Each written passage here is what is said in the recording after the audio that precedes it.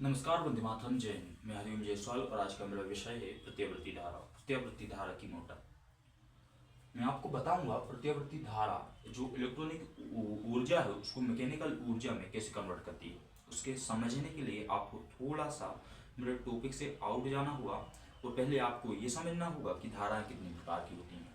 धारा मोस्टली दो प्रकार की होती हैं, प्रत्यावर्ती धारा और निर्दिष्ट धारा। इसमें सबसे ज़्यादा खतरनाक की बात करें या जिससे हमें करंट लगता है या जो हमारे लिए बहुत खतरनाक ही कहें, खतरनाक होती है, वह होती है प्रत्यावर्ती धारा। अगर हम इनके करंट की फ्लो की बात करें, प्रत्यावर्ती धारा और दृष्ट धारा की, दृष्ट धारा कैसे करंट फ्लो होती है, एक फ्लो में फ्लो होती है। अगर वह प्लस जा रही है तो प्लस ही जाएगी। ये मेरी उंगली सीधी जा रही है तो सीधी ही होगी, ये यहाँ से ऊपर या यहाँ से नीचे नहीं होगी, प्लस से माइनस या माइनस से प्लस नहीं होगी। प्लस है तो अगर वो फर्स्ट में प्लस गई है तो प्लस ही प्लस जाएगी, उसके बाद माइनस में जाएगी तो वो माइनस से माइनस में ही जाएगी, minus minus minus plus plus plus plus, वो माइनस प्लस नहीं होगी। जो उसका एक फ्लो है वो उस फ्लो में ही चलती रहेगी, ठीक है। दृष्ट धारा। अब हम बात करें प्रत्यावर्ती धारा की, जो हमारे टॉपिक से प्रत्यावर्ती धारा का फ्लो कुछ इस प्रकार होता है। मेरे हाथ की रोटेशन देखना, ये ऊपर गया यानी ये प्लस होगा, ये नीचे आया यानी ये माइनस होगा, ये प्लस ये माइनस, ये प्लस ये माइनस, ये प्लस ये माइनस, ये प्लस ये माइनस, मतलब उसकी रोटेशन कुछ इस प्रकार होती है। उसकी रोटेशन समझिए आप, इस प्रकार से चलती है वो, ठीक है। तो आपको प्रत्यावर्ती धारा के बारे में समझाया मैंने। अब हम जो इलेक्ट्रॉनिक ऊर्जा से मैकेनिकल ऊर्जा में कन्वर्ट कर रहे हैं, हम उस यंत्र के बारे में समझाएंगे कि किस प्रकार से काम कर रहा है वो।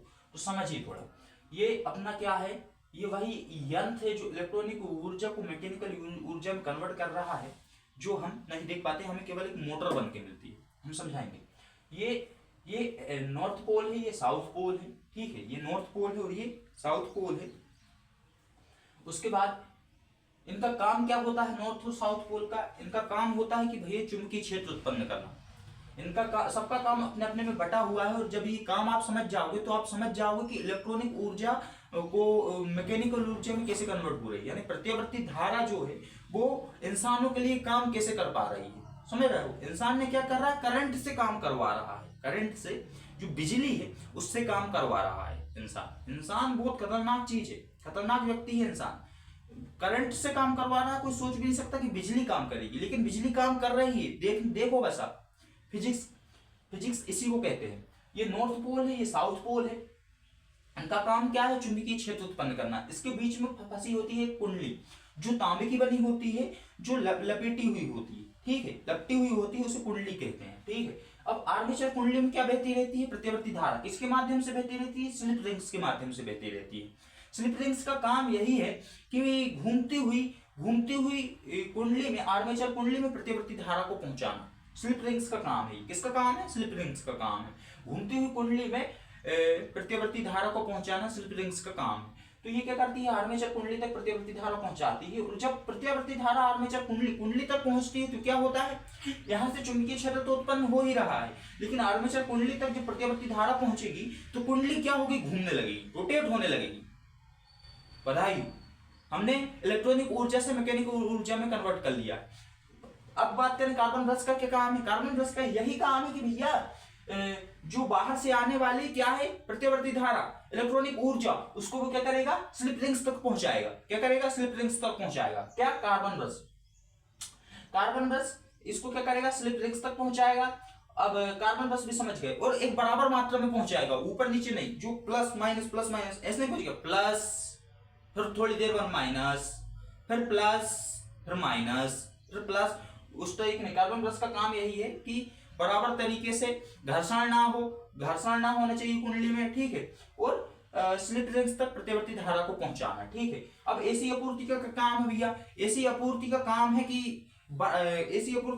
कि धारा की दिशा जो बदलती रहती है ना, धारा की दिशा बदलती रहती है, उस फिर भी मोटर निरंतर घूमती रहती है। धारा की दिशा जो बदलती रहती है और फिर भी मोटर जो है वो घूमती रहती है, वही काम है एसी आपूर्ति का। तो हमने बना लिया, क्या बना लिया हमने, इलेक्ट्रॉनिक ऊर्जा से मैकेनिकल ऊर्जा में हमने कन्वर्ट कर लिया है। अब जब हमने इलेक्ट्रॉनिक ऊर्जा से मैकेनिकल ऊर्जा में कन्वर्ट कर लिया है तो भैया आपने कहा था कि इंसान करंट से कैसे काम करवा रहा है, मैं बताता हूं। अगर आपका मान लो 2 मंजिल का मकान है या घर है, या घर में आपको नीचे से ऊपर टंकी तक पानी भरना है, घर में नीचे से ऊपर, तो क्या आप बाल्टी में ले जाकर पानी भरोगे?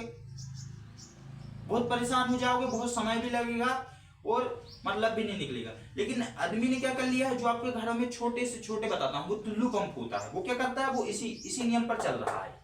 इसी नियम पर इलेक्ट्रॉनिक ऊर्जा को मैकेनिकल ऊर्जा में कन्वर्ट कर रहा है, उससे काम करवा रहे हो आप। कैसे करवा रहे हो कि वो पानी को वो क्या कर रहा है, ऊपर टंकी तक भर रहा है। जो नीचे से पानी सप्लाई है ना, वो पानी सप्लाई को क्या कर रहा है, वो ऊपर टंकी तक ले जा रहा है, भर रहा है। तो वो क्या कर रहा है, इलेक्ट्रॉनिक ऊर्जा से मैकेनिकल ऊर्जा में कन्वर्ट कर रहा है, और इससे हम प्रॉफिट क्या हो रहा है, इससे हम कम समय में ज्यादा काम कर पा रहे हैं। वो पानी ऊपर तक भर देगा, हमें उतनी मेहनत करने की आवश्यकता नहीं। यही है, जैसे बोर होते हैं, उतने से गड्ढे में अगर किसी से पानी निकालने को कहा जाए तो वो निकाल लेगा। मान लो 1000 फीट से पानी निकालना है, नहीं निकाल पाएगा। लेकिन वो किस सिद्धांत पर चल रहा है, इसी सिद्धांत पर चल रहा है। इलेक्ट्रॉनिक ऊर्जा को मैकेनिकल ऊर्जा में कन्वर्ट कर रहा है, और जो मैकेनिकल ऊर्जा में कन्वर्ट हो रही है तो वो पानी फेंक रहा है ऊपर तक, 1000 फीट से ऊपर तक हमारे पानी आ रहा है। ये सबसे ज्यादा आवश्यकता किसको पड़ रही है, ये सबसे ज्यादा आवश्यकता किसानों को पड़ रही है। किसान बहुत से लोगों को पड़ रही है। किसानों को तो पड़ ही रही है पानी आने के सप्लाई के लिए, लेकिन किसान हो गए, बिजनेसमैन हो गए, बड़े बड़े उद्योगपति हो गए, इन लोगों को बहुत ज्यादा आवश्यकता पड़ रही है। उस सरकार को भी पड़ रही है, सरकार को बहुत सारे कामों में पड़ रही है। जैसे कि अगर कहीं पर, जैसे हम बात करें, अभी यहाँ पर एक कॉलेज बन रहा है, वहां पर बहुत ज्यादा काम किससे हो रहा होगा, इससे हो रहा होगा। पानी के लिए अगर वहां पर तराई भी करना है, जो बिल्डिंग बन रही हो उनको तराई करना होता है, तो वो किससे हो रही है भैया, इलेक्ट्रॉनिक ऊर्जा से मैकेनिकल। हर फील्ड में इसका उपयोग हो रहा है। ठीक है, अगर बात करें ये नहीं होगा तो क्या होगा, ये नहीं होगा तो आप सोच ही सकते हैं कितने पीछे चले जाओगे। आपको नीचे से बाल्टी में ले जाकर ऊपर टंकी में पानी भरना पड़ेगा है। एक दिन तो चलो कर भी लोगे, लेकिन 2 दिन 3 दिन रेगुलर करोगे, थक जाओगे। बहुत सारे नीचे से बोरिंग से पानी आ रहा है आपके पीने के लिए, इलेक्ट्रॉनिक ऊर्जा से मैकेनिकल ऊर्जा में। आपकी वॉशिंग मशीन चल रही है, इलेक्ट्रॉनिक ऊर्जा से मैकेनिकल ऊर्जा में कन्वर्ट हो रहा है। ठीक है, ये पंखा चल रहा है, ये आपको हवा दे रहा है, गर्मी से बचा रहा है। गर्मी लग रही है तो आपको ठंडी ठंडी हवा दे रहा है, कि इसमें इलेक्ट्रॉनिक ऊर्जा से मैकेनिकल ऊर्जा में कन्वर्ट हो रहा है, तभी तो कर पा रहा है। ये प्रत्यावर्ती धारा आ रही है, ठीक है, प्रत्यावर्ती धारा आ रही है, कुंडली तक पहुंच रही है। स्लिप रिंग्स क्या कर रही है, कुंडली तक पहुंचा रही है, लपेटी हुई कुंडली तक। और ये क्या कर रही है, घूम रही है। जब घूम रही है तो चुंबकीय क्षेत्र के माध्यम से और प्रत्यावर्ती धारा इसमें जा रही है, तो आर्मेचर कुंडली घूम रही है। समझ गए? तो इसका उपयोग बहुत सारा है। अब हम बात करें फ्लेमिंग के बाएं हाथ का नियम, इस पर कैसे काम करता है। ये मेरा फ्लेमिंग का, ये मेरा बाएं हाथ का नियम है। ये भैया बल गति की दिशा बताता है, ये समझिए इसमें क्या काम कर रहा है। ये बल और गति की दिशा बताता है, ये चुंबकीय क्षेत्र की दिशा बताता है, ये धारा की दिशा बताता है। बस ये समझना है अपने आप, ठीक है, आप समझ जाओगे। ये बल और गति की दिशा बताता है, ये चुंबकीय क्षेत्र की दिशा बताता है, ये धारा की दिशा बताता है। बस इतना ही इसमें दिया हुआ है। बाकी थैंक यू। अगर आपने यहाँ तक वीडियो देखा है, चैनल को सब्सक्राइब करिएगा और वीडियो को लाइक करिएगा। जय हिंद, जय भारत।